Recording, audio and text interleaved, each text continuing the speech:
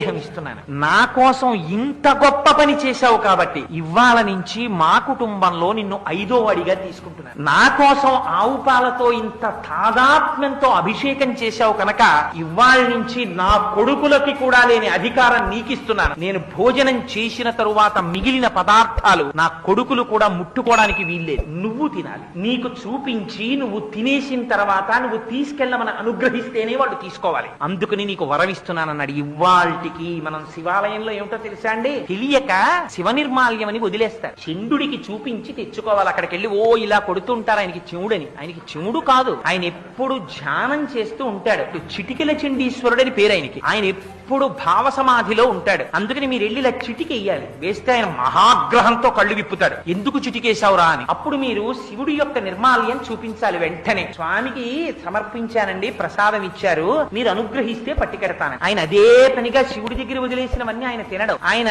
తీసుకెళ్లరా అంటారు. ఆ చండీశ్వరుడు అనుగ్రహిస్తేనే ఫలితం వస్తుంది.